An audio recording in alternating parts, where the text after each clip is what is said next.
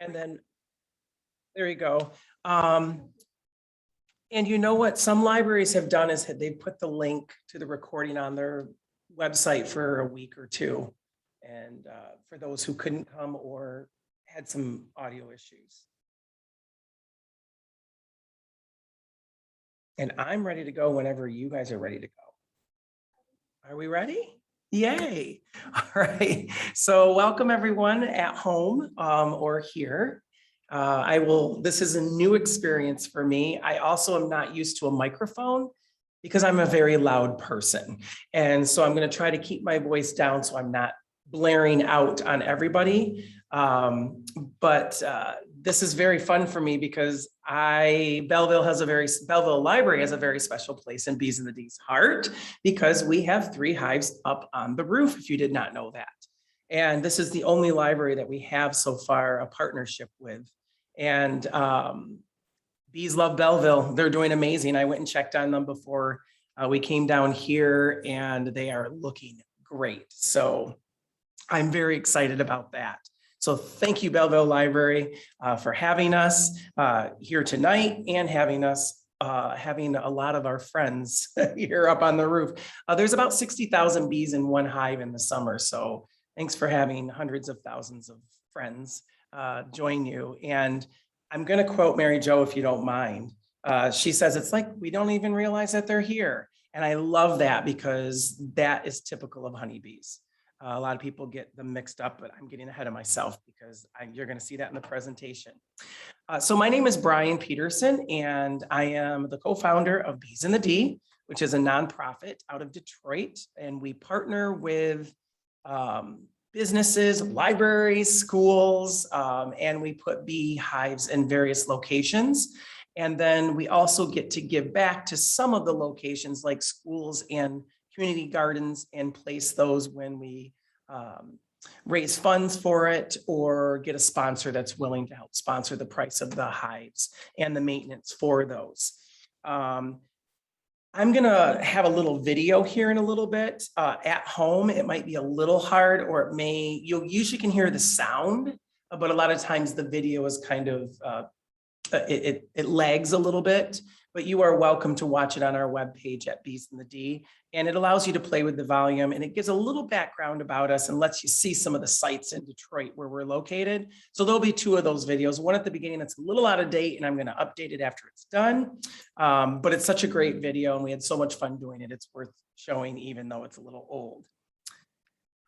This is not going, so I'm just going to use the computer since it's right in front of me. I'm having my own tech problems. All right, so I already kind of told you about Bees in the D. This is a picture of myself and the co-founder, the other Brian, up on one of the roofs in Detroit on the Bedrock building, 615 Lafayette, which is a historical building. We have 6 hives up there, and usually you're not beekeeping this late in the evening, but when you have full-time jobs in volunteering and you have a full-time job of volunteering, you sometimes have to burn the midnight oil.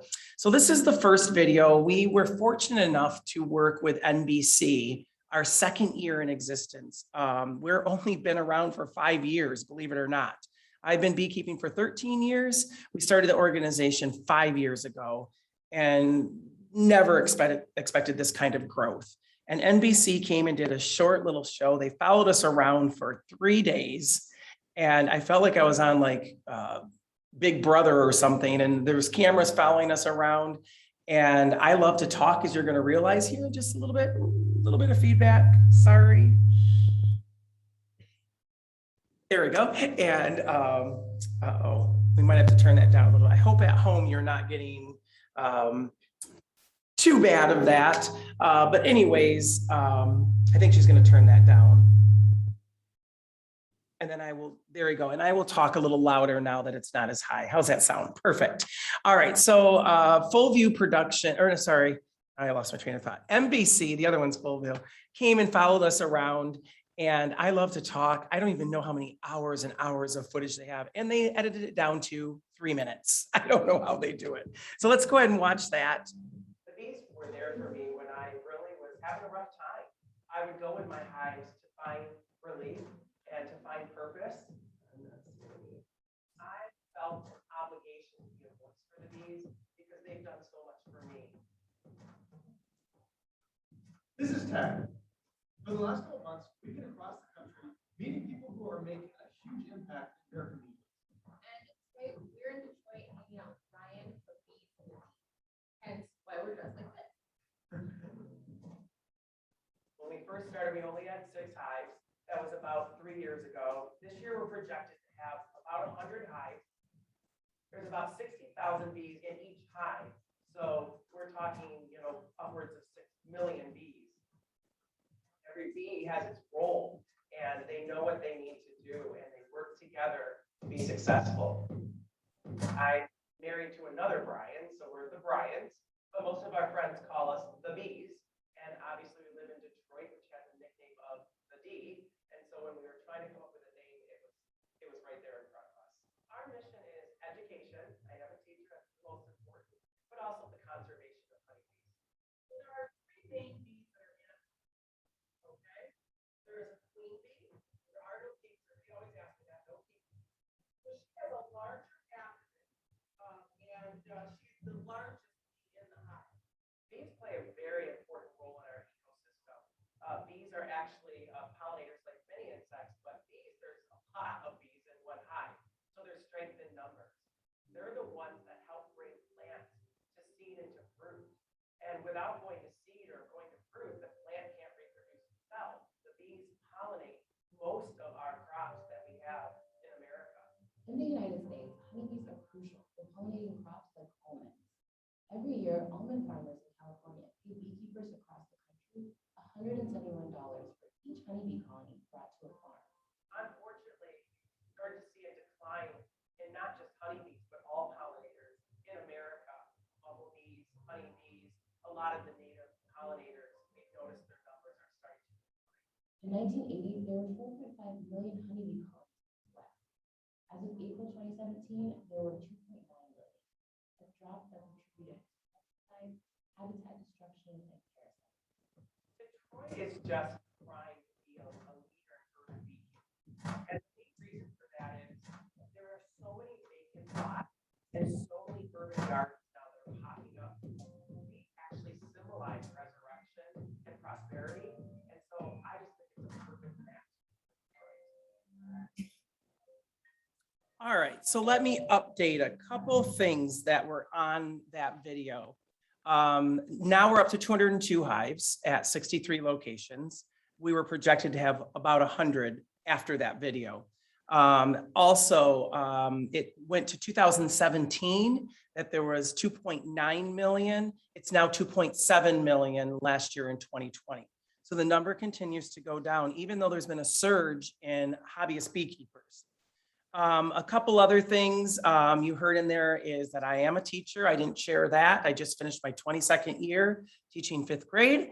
I love 5th graders. I'm also an adjunct professor at Oakland University. I will say this last school year felt like about 5 years wrapped up into one. But I always start every presentation with this slide that at home you should see in front of you and here up on the screen. There are 2 insects in this picture. One is a bee. It happens to be a honeybee, and one is a yellow jacket, which is a species of wasp. I think you probably can tell the difference. The one that is on your left, the fuzzier looking golden colored one, is the honeybee, and the one on the right is the wasp.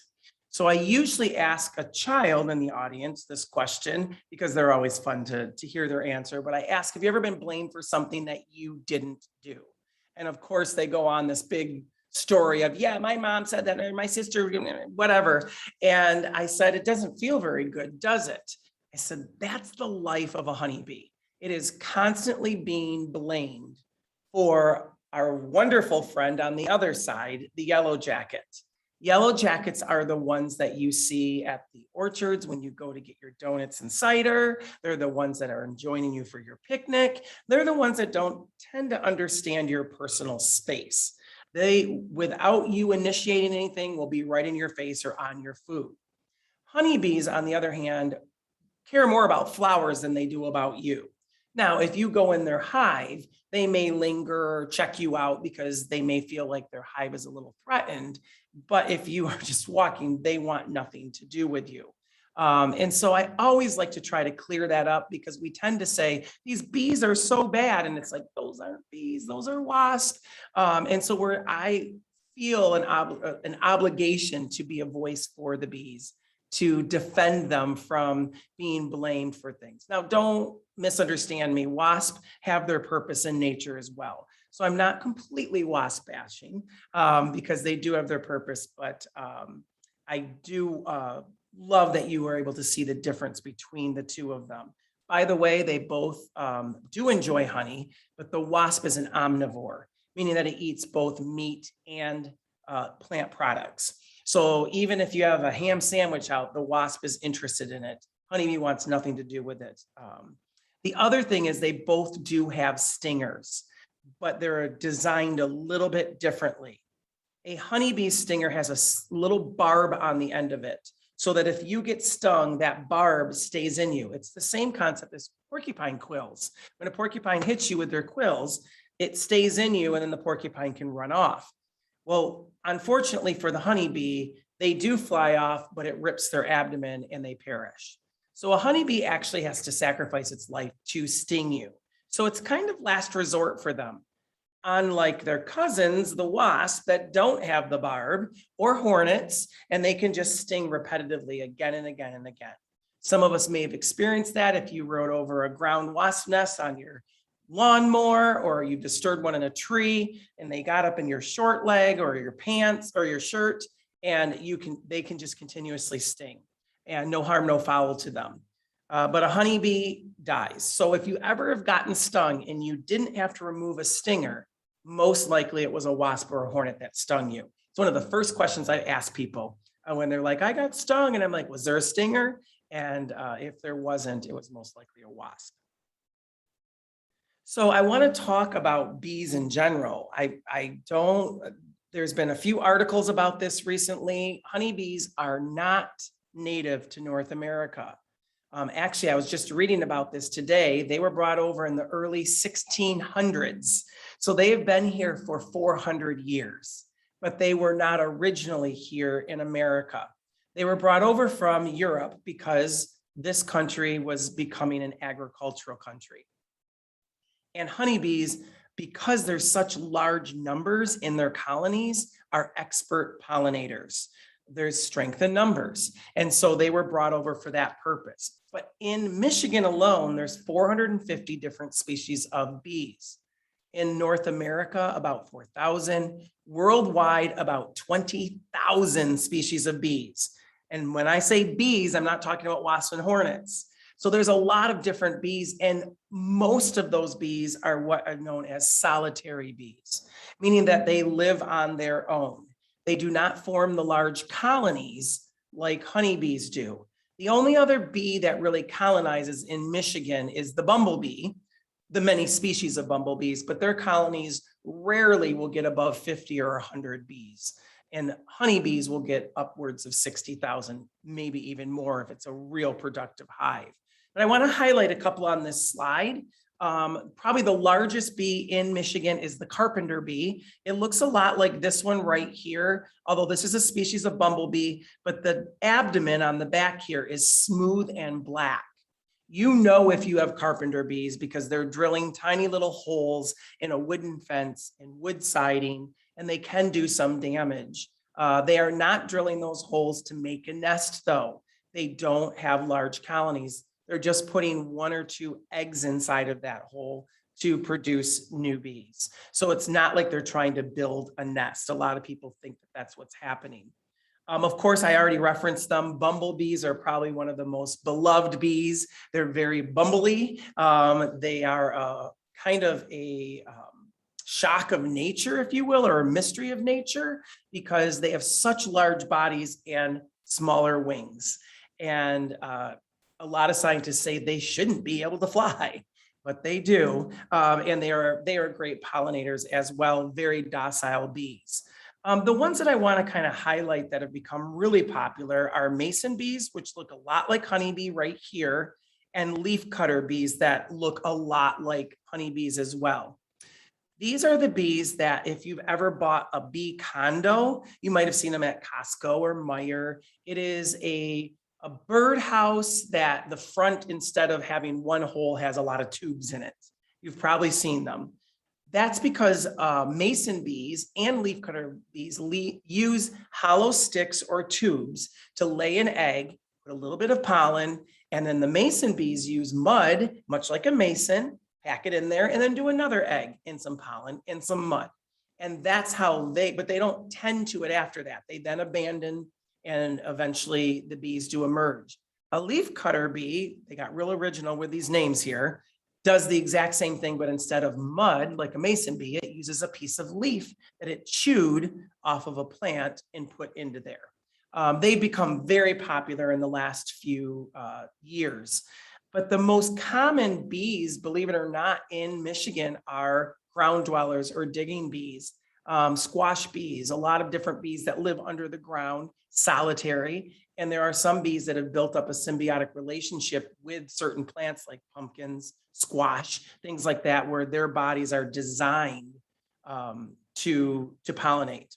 I'm going to take a little time out here because I totally forgot to say this at the beginning for our friends at home. Feel free, if you have questions, to put it in the chat. I have the chat open. I will periodically try to peek at it. So don't be afraid. And then I'll do question and answer at the end. All of you that are here, feel free to raise your hand if you want to interrupt, because we're all here together. It's a casual, fun setting. So these are the main 4 bees or wasp. The honeybee down in the bottom right-hand corner, the bumblebee in the upper left, and then, of course, the yellow jacket, which, by the way, there's many species of yellow jackets. Some are very small, some are much larger.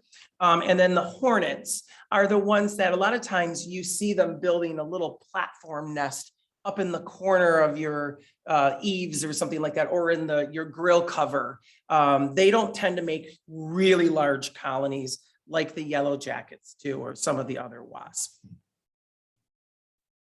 I do want to highlight one more from this slide. These are just various, like these two are 2 different species of yellow jackets. And this right here is the one I wanted to talk about. It is called the bald-faced hornet. They are more white and black. One of the very few bees that have the white and black like that. And boy, do they pack a punch. You really don't want to disturb their nest. And what their nest looks like is usually a paper gray circular nest that's attached to a tree, sometimes your house. Now, there is a paper wasp that also makes a nest that's very similar to that. You see them in trees all the time. It looks like a football that's made out of paper.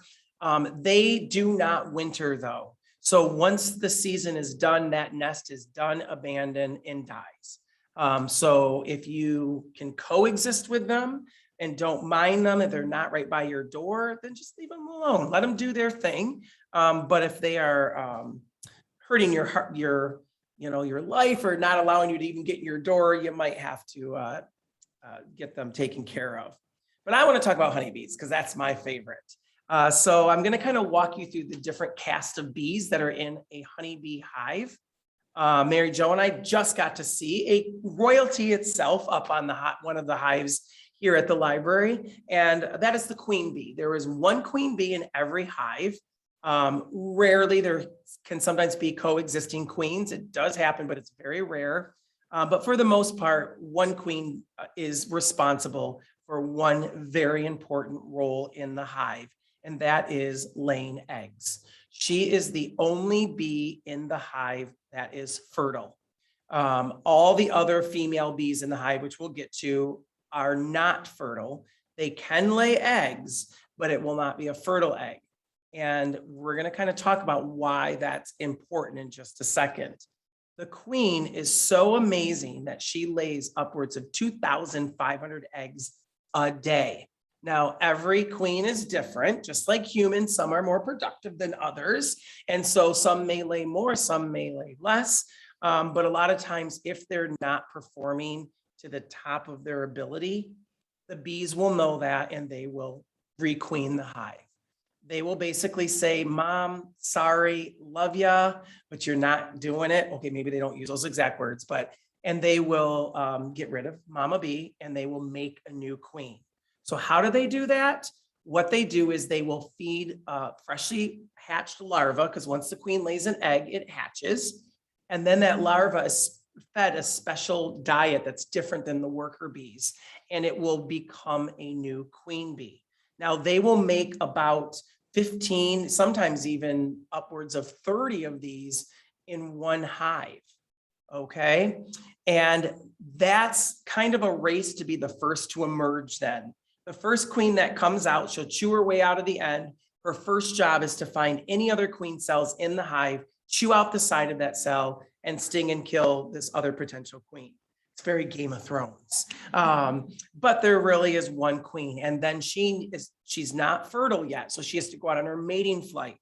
So she will fly out on her mating flight during the day, and she will breed with upwards of 30 drones from other hives. Drones are boy bees. We're going to talk about them in a second here. And she will then fly back after she's mated with this group of drones. And she is now fertile, and she will not leave the hive again unless they abscond or swarm, which is getting into some bee terms, which we won't go into too much detail tonight with that. But for the most part, she stays in the hive because she's got to be safe. She's the most important. She's the one that's building up the population by laying all those eggs. If she chooses to lay a fertile egg, and about 95% of the eggs that she lays on average, because different hives do different things, are fertile. And those eggs take 21 days to develop. So let's think about a butterfly to think about this. Egg is laid, it hatches, it becomes a larva. In the butterfly world, that's a caterpillar. In the bee world, they stay inside of the honeycomb as a larva, and they're fed by worker bees. And then eventually they pupate. So they're a pupa. That is the chrysalis of a butterfly. And then a butterfly eventually emerges as an adult. Same with the bees, takes about 21 days, and a new adult bee will chew its way out after it's waxed in at the pupa state. And now you have another worker bee. Those bees live about 30 to 40 days. That's it. The worker bees in the summer, because they literally work themselves to death. The queen bee, she can live up to 5 years. Rarely though, because she starts to tuck her out and they may replace her. So a lot of times it's 2 to 3 years tops. And then we'll talk about the drones. These are the boy bees. So if the queen chooses to lay an egg that is not fertile, so it's not fertile. Think about chickens for a second. Chickens lay eggs that aren't fertile all the time. It becomes breakfast. All right. It doesn't become a little chick if you wait long enough. It doesn't. In the bee world, it becomes a living thing, which is remarkable. It becomes a boy bee. It takes about 26 days for a drone bee to emerge, and it's about 5% of the hive. Because remember, the boy bees have one mission in life, and that is to breed with a virgin queen. But virgin queens are kind of few and far between. So rarely do they get to do that. So the boy bees don't do any work in the hive.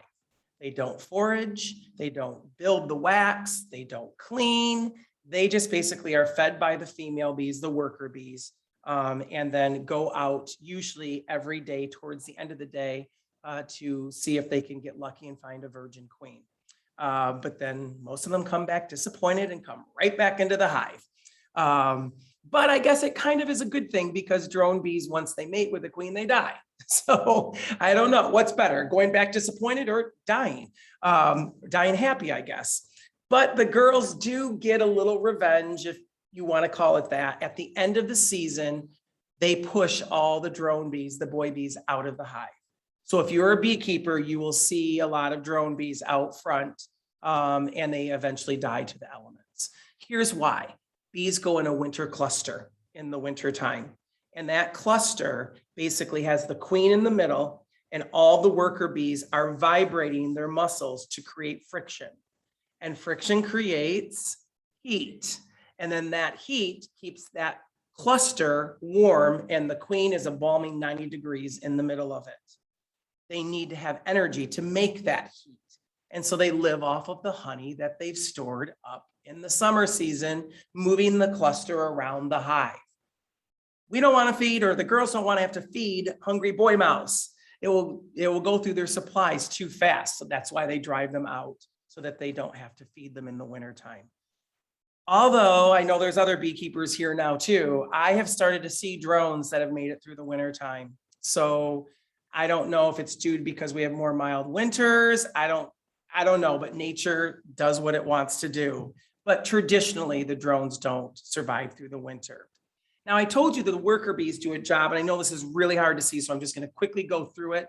After they emerge, one of the first jobs that the worker bees do, the females, is clean out their cell. They have to clean out their cell because now the queen can lay another egg in it. It's an ongoing recycling process throughout the summer. Then eventually, a few days later, they change jobs and the worker bee becomes a nurse bee, feeding the young larvae, feeding the young bees that can't feed themselves yet. And then eventually they become a builder bee. They have glands on their bellies that make disc, little wax disc. And they are able to then form those discs into the incredible hexagon that we now use and humans have used as an example for structure.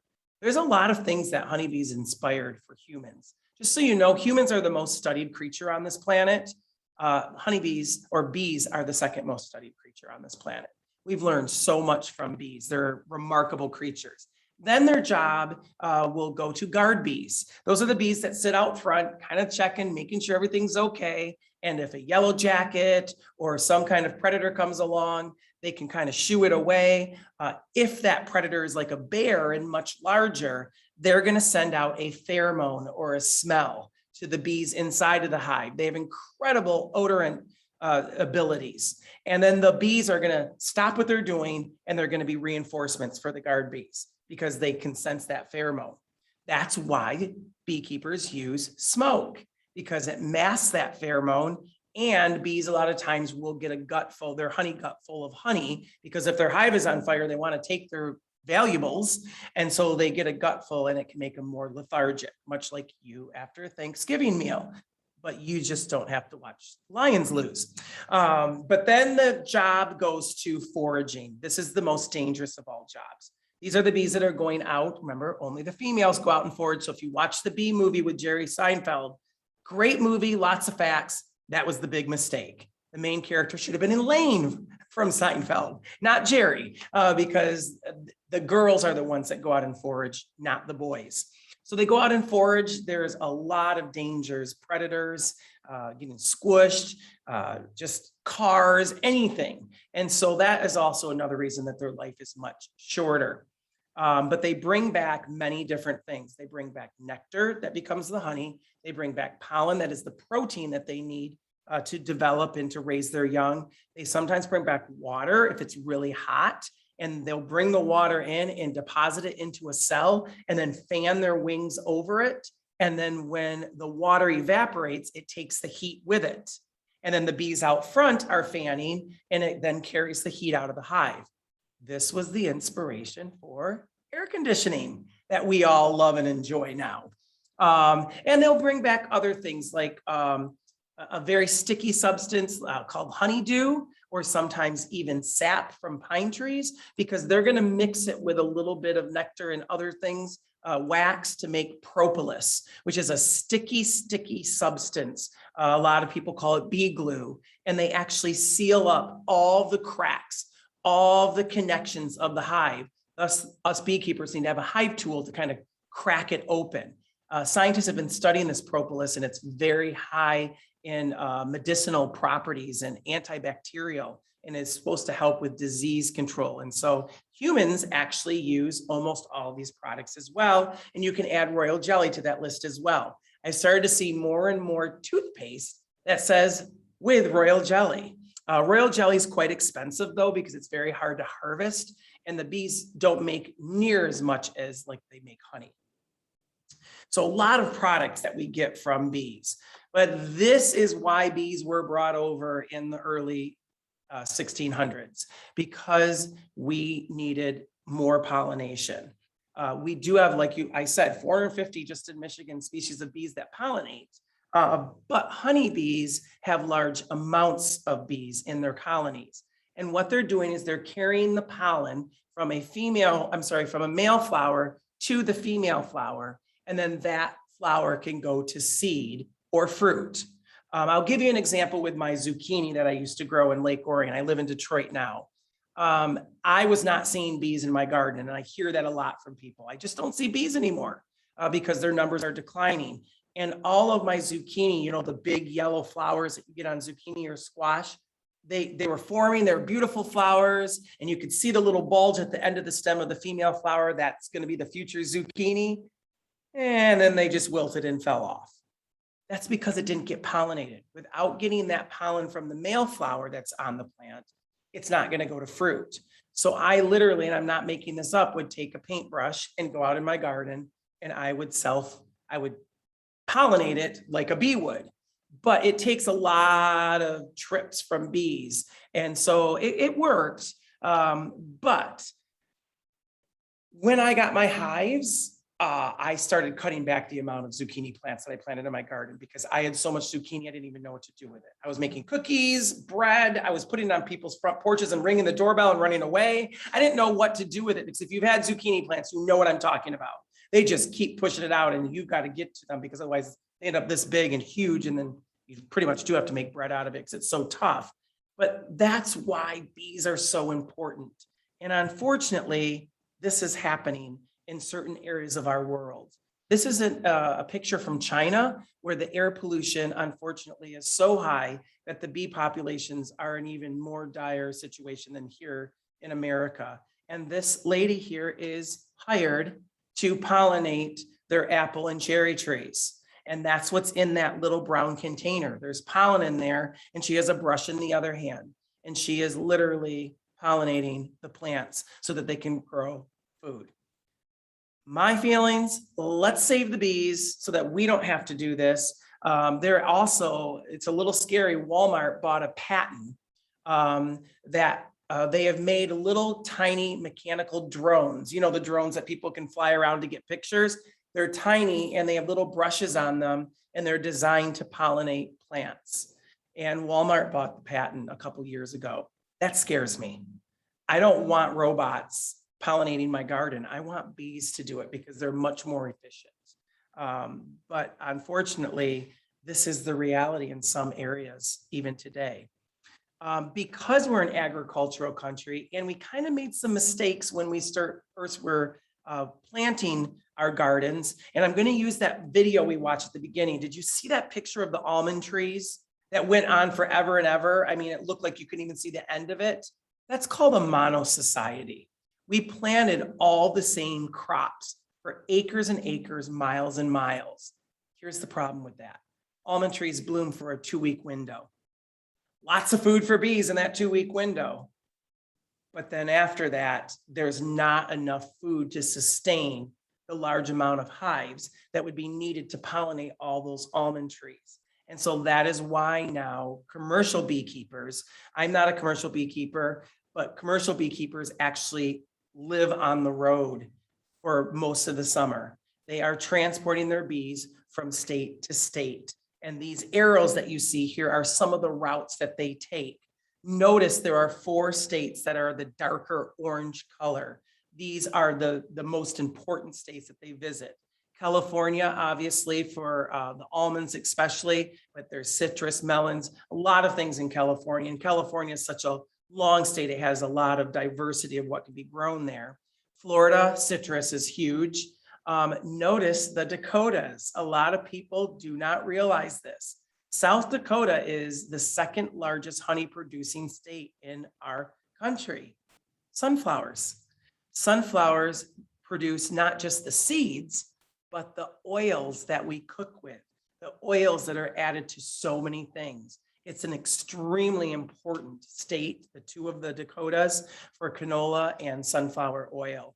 But I do want to highlight off to the left there, Montana. It's not like, it's probably one of the lowest. You can see that it's just says summer feeding grounds, but notice the word that's there, alfalfa. Actually, that's across a lot of the states. Alfalfa is one of the main crops that we feed our cattle. Alfalfa needs to be pollinated to go to seed. If we don't have pollinators bringing it to seed, we can't plant more alfalfa. and our cattle industry, thus our dairy industry on top of that, will crash. And so even when you're eating a juicy hamburger or drinking that milkshake, the bees had a part in that whole picture. So you're starting to understand why bees are so important. They say 1 in every 3 bites you put in your mouth somehow is related to pollinators, especially our bees. So it's very important that we protect them. Now, I did bring some honey, and this honey right here, actually, this jar is 16 ounces, but it's 24 ounces of honey because honey is much heavier than water. But for size wise, this is about 16 ounces. It's gonna take, okay, try to like understand this because remember, there's about 60,000 bees in a hive, but I'm gonna focus on just about 1,200 of them, 1,200 hive or bees. If I was to able to somehow track all of the movement that those 1,200 bees did back and forth, and record how far they went, those 1,200 bees, if I added it all up, would travel about 112,000 miles. That is 3 times around the earth. Now, don't misunderstand me. They are not going all around the earth. They are staying within 5 miles tops, usually within 3 miles of their hive radius to find things because, I mean, they don't have to travel as far. They can get more work done. But in order to make this 1 jar of honey, they have to travel 112,000 miles and visit 4.5 million flowers. 1 jar of honey. A bee in its lifetime only makes 1/12 of a teaspoon of honey. So I always joke, especially if you are like me and you slather your biscuits with honey, when you're done, lick that plate because those girls worked really hard to provide you that tasty treat. All right, I'm allowing you to be a little uncivilized for that, but don't let 1 drop go to waste. And also real quick, while we're talking honey, please do not throw it out if it becomes solid. It's called crystallization. It's not bad. Your honey didn't go bad. It just changed state. If you like it more liquid, all you have to do is bring a pot of water to boil and then turn it off and put the jar in, and within a couple hours, it's back to the liquid state. But a lot of people love to have it crystallized because you can spread it on toast easier. You get a spoonful to put in your tea. It's not dripping all over, but it's still edible. They actually found crystallized honey in the ancient pyramids, and it was still perfectly fine. Honey is the most preservable food on the planet. It is quite remarkable. So how do bees communicate? I talked about pheromones. They do give off a smell and they can communicate with that smell, but that's not the only way. They also dance.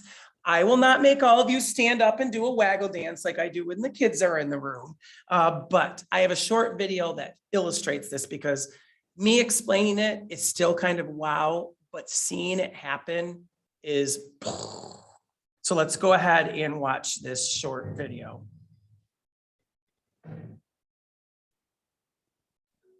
The hive is hungry.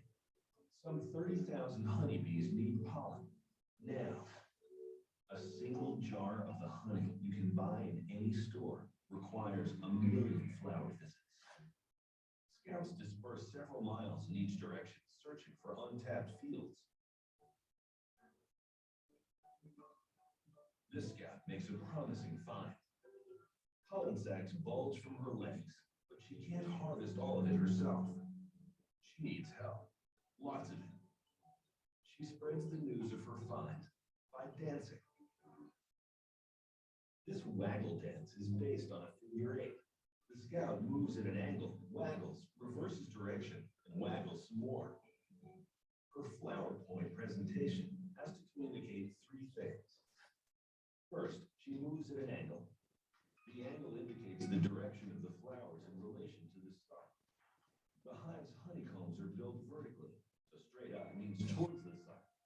Down means away from the sun, and so on. Second, distance. Waggles are happening rapidly. The more she waggles, the further the distance. Third, flower time. The pollen she collected provides a scent cue for the others to smell for. Her presentation is a success. Several sisters return with her to forage in the field. They in turn will bring back more pollen and spread more until the hive is finally full. I mean, come on. Is that not remarkable? And how did humans figure this out? That's kind of remarkable as well. Out in a giant field, they put many scientists with a sugar water station, and they each had a different color paint. And what they did is when the bee stopped to get a little drink, they put a little dot of that color paint on the thorax of the bee.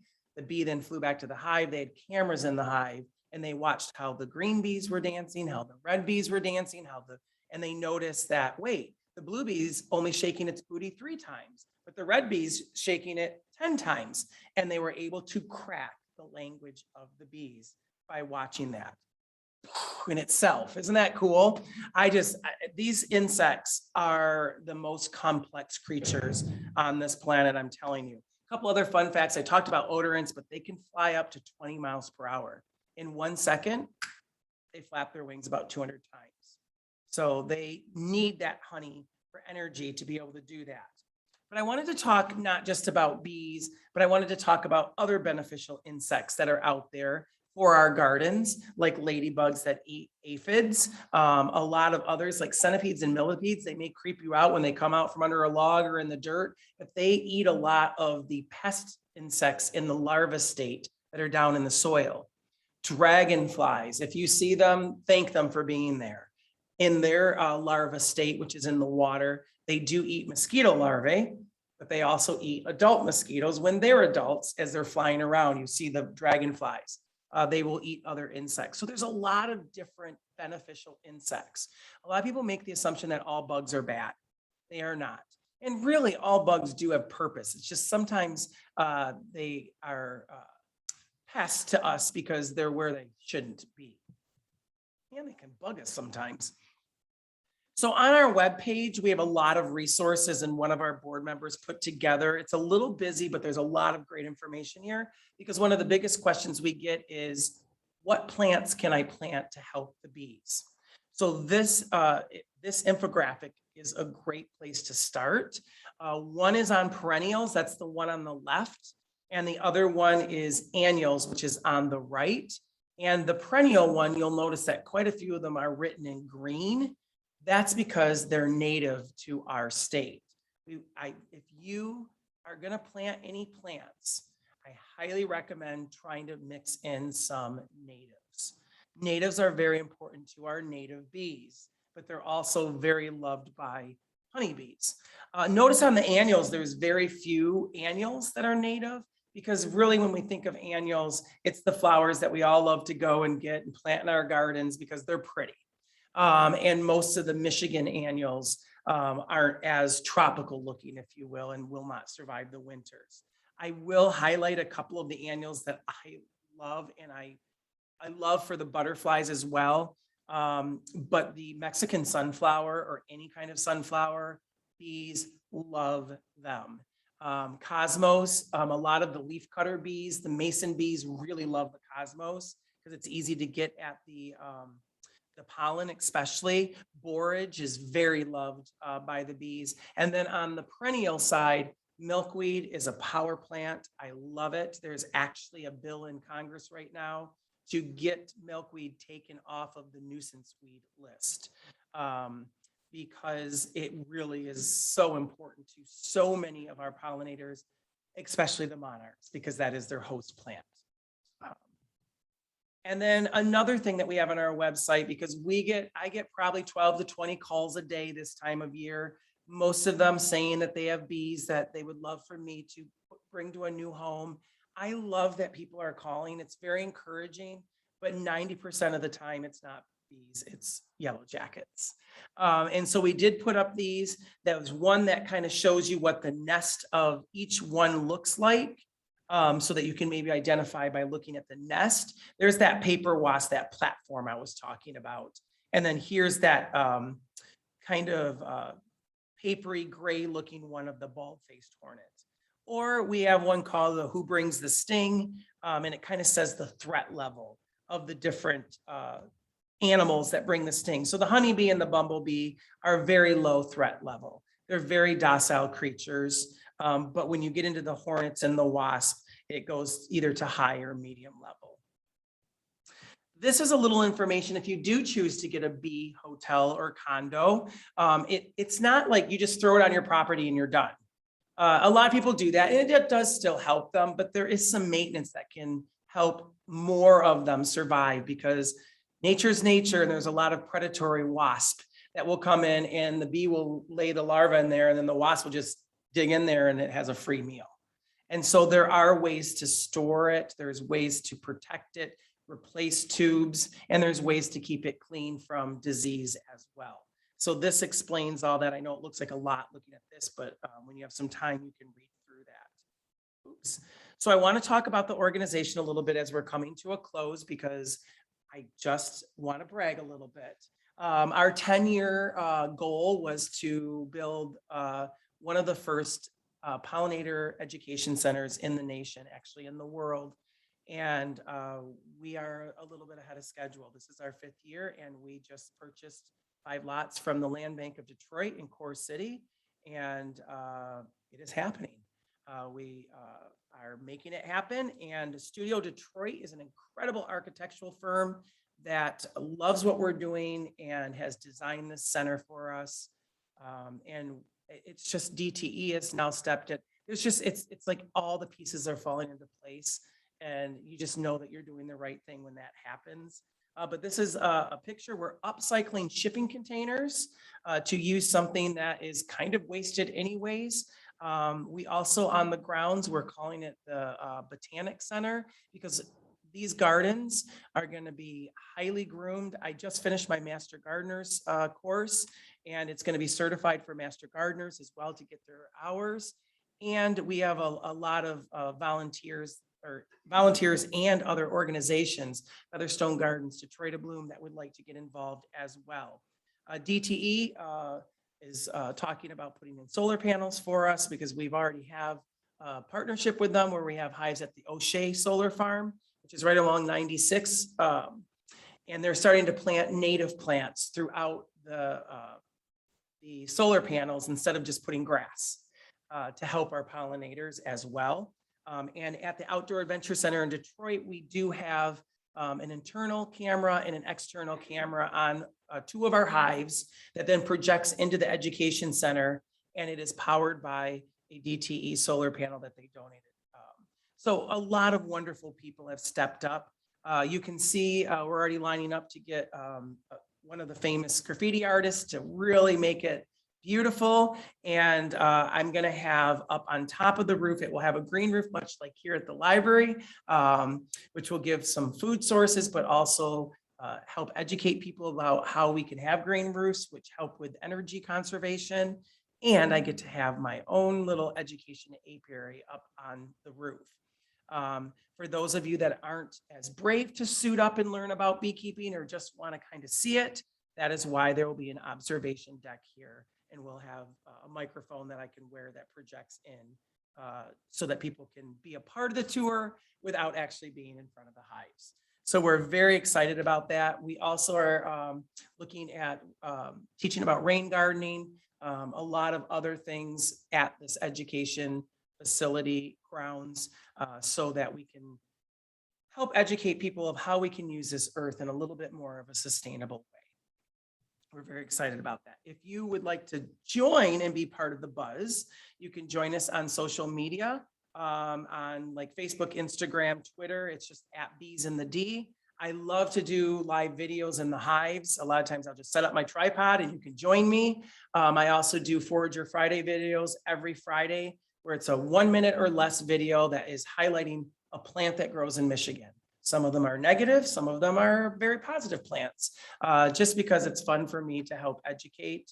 All of those are banked on our Facebook. So if you missed them over the last few years, you can just do a marathon of watching them. And so I do a lot of educational videos. And then all of our events that we do, like our all-day workshop, this library presentation, we share on social media as well. We also like to do events where it's fun. And so we have a honey sampling event. We've done a few of those. We haven't done any this year because COVID has put a little bit of a wrench into our plans. but we don't mix our honey harvest. So if you look at the bottom of the jars of our honey, this one says core on the bottom and the date. These are our hives at Core Orchards in Detroit. This one has an M that stands for Mahindra, which is up in Auburn Hills. And if you look, see how they're totally different colors? That is because bees go to different sources and different flowers, nectar has different flavor. And so this honey is going to taste totally different than this honey. So we do not mix our harvest because it's fun to do honey samplings. And what we do is a lot of times is we pair it up. So we've done it at Bee Nectar, which is a meadery where we've paired 5 different honeys with 5 different meads. And then we've done it at Blake's where we've paired hard ciders with the honey. And that was actually a dinner event. We do a honey dinner at the Whitney where we have 2 hives. It's a restaurant in Detroit. Every dish has honey in it. So the appetizer, the main course, the salad, the dessert, and it is honey from the hives there at the Whitney. So be watching for that. That is, I think, in September, if I remember right.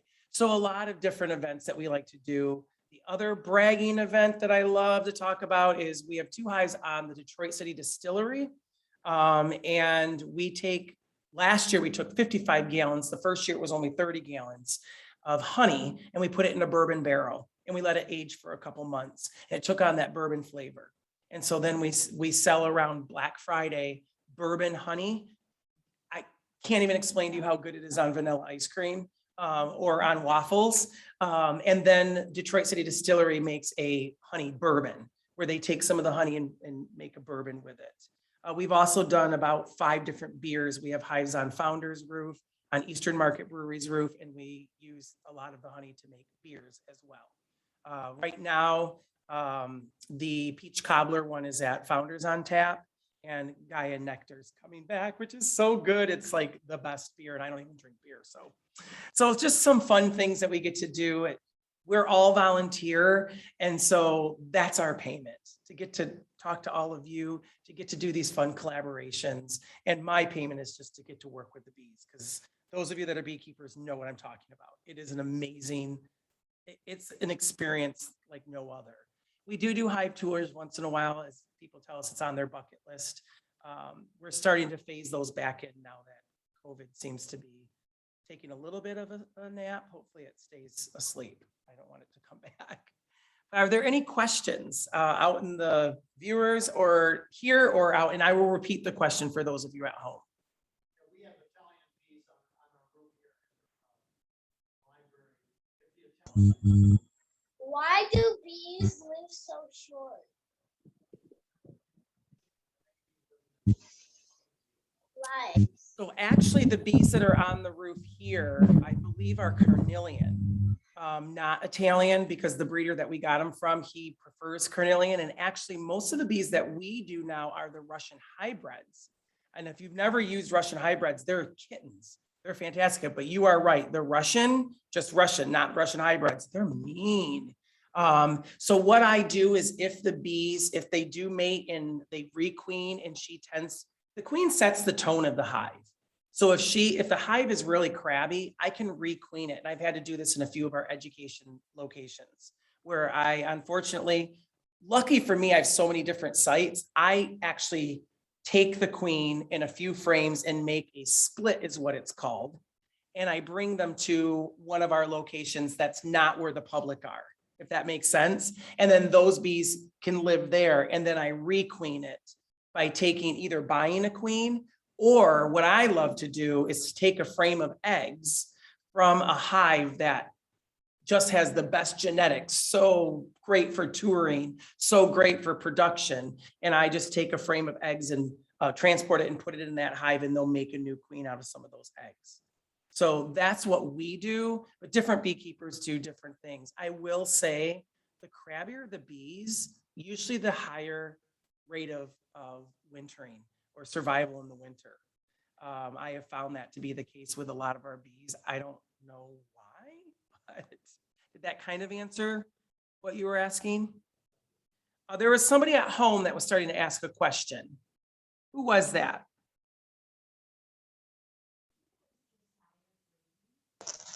Me, Josiah Grady.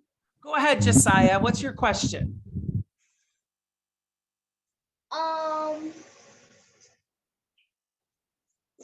Why do bees live so short? So his question was, why do bees live so short? Great question, Josiah. Really, the main reason is they just work themselves to the point that they can't work anymore. They tucker out and they die. And so they're just such hard workers. But this is not unusual for most insects. A lot of insects, believe it or not, only live one day. But bees live, the worker bees in the summer live up to 30 to 40 days. Great question. Any other? Yeah.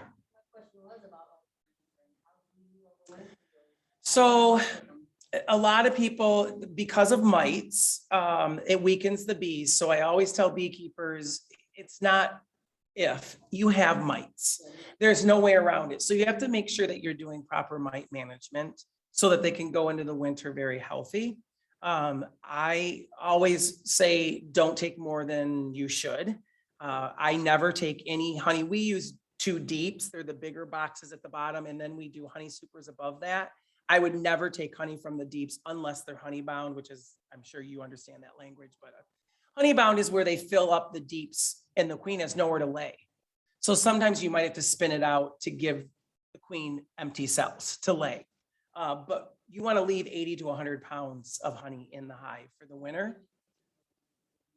Perfect. Now, the other thing is, I'm a firm believer that it's not the cold that kills the bees. Well, it is ultimately, but it's moisture.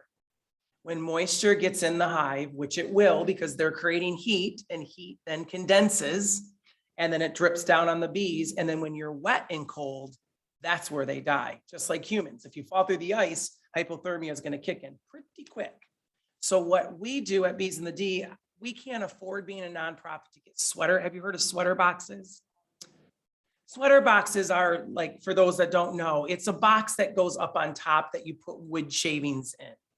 And wood absorbs, especially if it's shaved, like pieces, absorbs moisture. So what we do is we kind of make our own sweater box, if you will. We take a medium that is a good size. I have a little door in that medium for more ventilation. And I put the queen excluder, and then I use a pillowcase and I go to Salvation Army and I buy pillowcases that nobody wants anymore for very cheap. And I put wood shavings in the pillowcase, and then I set that up in there, and then it absorbs into that. And we put a wrap on our rooftop hives because of the wind and the elements. But I have found that putting wraps on my garden hives, I have still the same survival rate if I do or if I don't. A lot of beekeepers now aren't even putting in the entrance reducers anymore because it's about ventilation. The bees tend to be able to handle the cold, and the way things have been going lately, our winters are not as harsh as they used to be.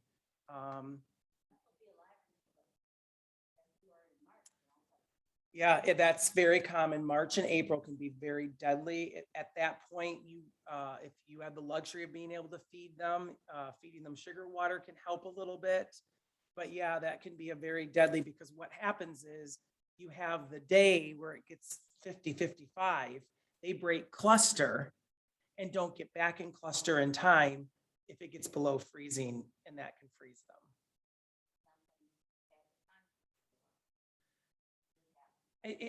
I am a firm believer, and you may agree with me, that I really feel like it's about nature a lot of times. I mean, I can do the exact same thing for every hive, and some survive and some don't. So I think there is a genetics thing that's involved in there, and that's where we've been playing around with different species, and we have found the Russian hybrids have the highest rate of survival in the winter. Yeah.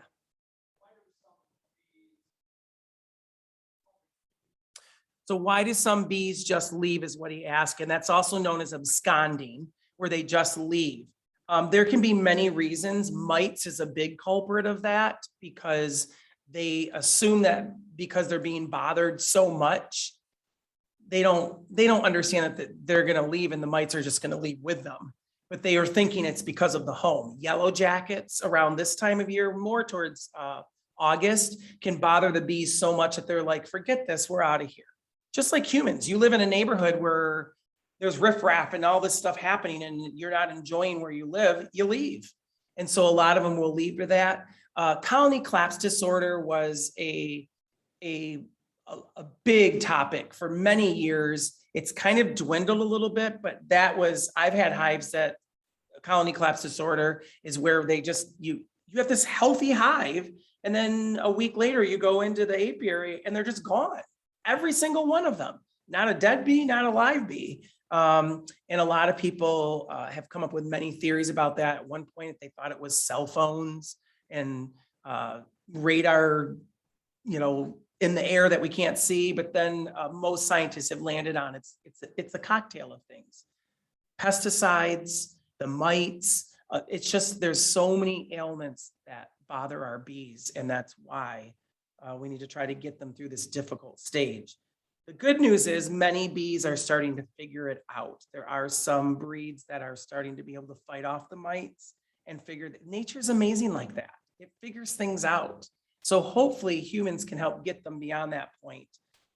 And maybe one day mites won't be as much of an issue. I'm hoping, because I spend a lot of time treating. Any other questions at home or here?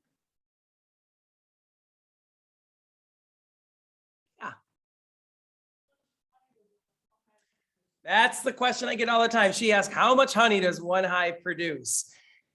That's a loaded question because every hive is so different. Just like I kind of said, I think I was joking with you upstairs at the hives.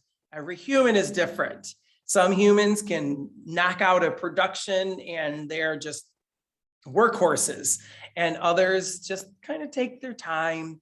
There also can be factors where the population isn't strong. So on average, you may get none. From a hive, usually first year hives, you don't. Although I said that, and we've already got 10 solid frames that are ready to be extracted up on the roof here. And that's a first year hive. So, and we're only in July. So I think we're gonna be in good shape here. So you could get none. I've had hives. I had one hive at Oakland University that literally on top of the 2 deep boxes, I had 7 supers. I couldn't keep up with them. And then I did a second harvest after that. I think I got at least 100 pounds from that hive alone, which is very rare. Don't think that, oh my gosh. And people that think they're going to go into beekeeping to become rich selling honey, stop right now, because you won't. Yeah.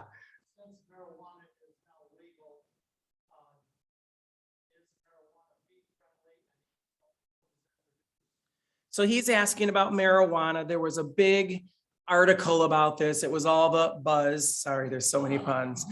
That you can take that pun in many different directions, what we're talking about. But anyways, bees will visit the marijuana flower when it's in bloom, but they're not very appealing to bees, like a lot of flowers aren't. They just don't have a higher nectar and pollen. And those articles that said that now this honey is like, if you take it, it's gonna like alter, it doesn't. The oils that are in it you're not gonna have marijuana honey unless it's infused. So it is safe for the bees, but it's not like, that's a lot of people ask about that. The only honey that is on record of that is somewhere in another country. I can't remember where I think it's a species of rhododendron or azaleas. I can't remember that bees go to, and the honey actually can cause you to hallucinate, and because of the nectar that they get. But it's always an interesting question, but it's not going to hurt or harm or help really the bees. It's not one that I'd put on the list of plant this for the bees.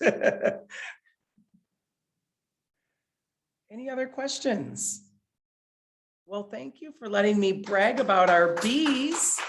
And sorry at home, but you can order online, but we did bring some honey, and we do make when we extract the honey, we get a lot of extra wax.